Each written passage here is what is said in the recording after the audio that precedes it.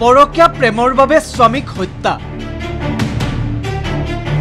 হত্যাকাণ্ডৰ তথ্য ফাদিলৰ পাছতে উত্তপ্ত চাবুৱা হত্যাকাৰী পত্নীক ফাঁসিৰ দাবীত থানা ঘেৰাও শতাধিক মহিলাৰ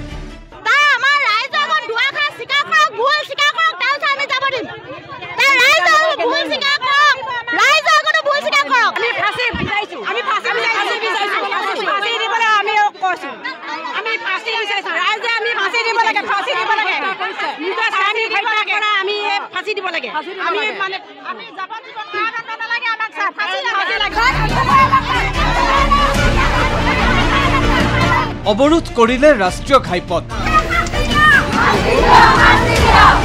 আৰক্ষীৰ জালত পৰকীয়া প্ৰেমিকসহ আন এক সহযোগী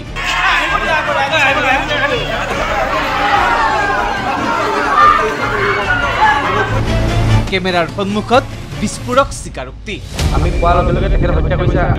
তেখেতৰ ৱাইফে আজনজনক নিজৰ স্বামীজনক মাৰি পেলালে বলিউডৰ সাসপেন্স ছবিৰ দৰে এক চাঞ্চল্যকৰ ঘটনা তাৰিখ 10 ছেপ্টেম্বৰ নিশা শুৱাপাতিৰ পৰা জগাই 4জন লোকে জলসম্পদ বিভাগৰ কৰ্মচাৰী মাধুৰ্য বৰুৱাক হত্যা কৰা বুলি দাবী কৰিছিল মৃতকৰ পত্নী এইগৰাকী প্ৰহেলিকা বৰুৱাই কিন্তু কোনে কিয় অমায়িক যুৱকজনক হত্যা কৰিলে তাক লৈ সৃষ্টি হৈছে ৰহস্যৰ কেমেৰাৰ সন্মুখত কুকত ভাগি পৰাৰ অভিনয় কৰি 24 ঘণ্টাৰ পূৰ্বে ঘটনাৰ বৰ্ণনা এনেদৰে দিছিল মাধুৰ্যৰ পত্নী প্ৰহেলিকাই ৰাতি টোপনি ভৰ মতা নিচিনা শুনিলোঁ তাৰপিছত মই দুৱাৰখন ঘপককৈ খুলি দিলোঁ হঠাৎ 4জন মানুহ আহিলে আৰু দুৱাৰখন ভালকৈ নালাগে টানি দিলে গম পায় সিহঁতে তেওঁকে ডাইৰেক্ট মাৰিছে মই যিহে পাইছোঁ তিহে তেওঁক মাৰিছোঁ কৰিছোঁ ঠিক তেওঁক বচাবলৈ চেষ্টা কৰিছিলোঁ এনেকৈ যি পাইছোঁ মানুহজনক বচাবলৈ চেষ্টা কৰিছিলোঁ 4জন মানুহ মোক বান্ধি আহিছে ছোৱালীজনীয়ে মা বুলি কৈ চিঞৰি উঠিছে হাবুত মাৰি ধৰি তাইক মই চাব নিদিলোঁ এজনে ডিঙি ওচৰত কটাৰী লগাই কৈছে নিচিঞৰিবি চিঞৰিলেও তহঁতৰ দিগদাৰ আছে তহঁতকো শেষ কৰি দিম বহুত চেষ্টা কৰিছে তেওঁ বচাব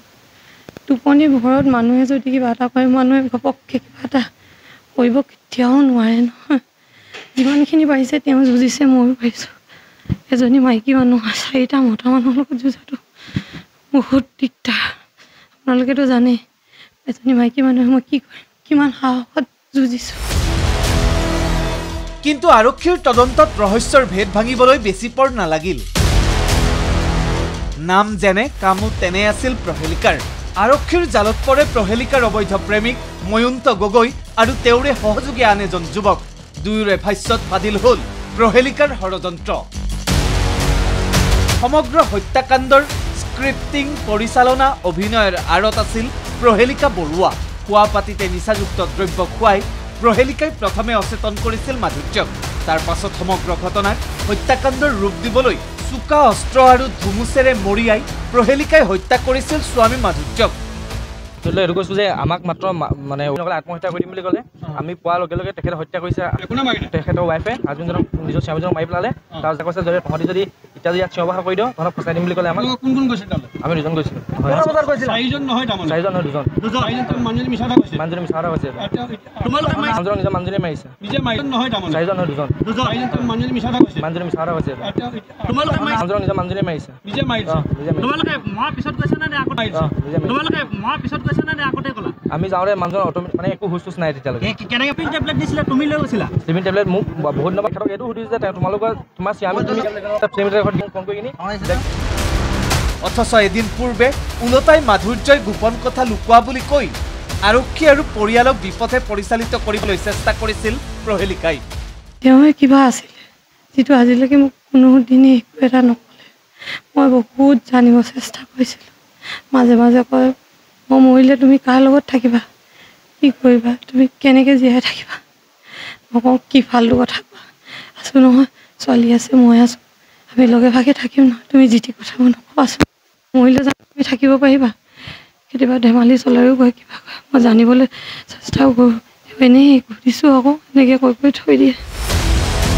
কিন্তু প্ৰহেলিকা বৰুৱাৰ দ্বাৰা সৃষ্ট ঘটনাৰ প্ৰহেলিকা ফাদিল হোৱাৰ পাছত এতিয়া অভিযুক্তক ফাঁচীৰ দাবীত প্ৰতিবাদ সাব্যস্ত কৰে স্থানীয় মহিলাসকলে। শনিবাৰে তিনিও অভিযুক্ত আৰক্ষীৰ জালত পৰাৰ পাছত এনেদৰে উত্তপ্ত পৰিস্থিতিৰ সৃষ্টি হয় চাবুৱা থানাৰ চৌহদত।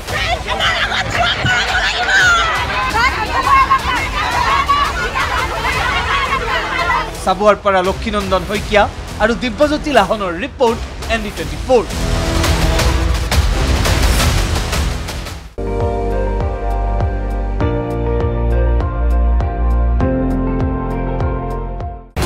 আপুনি চাই আছে ND24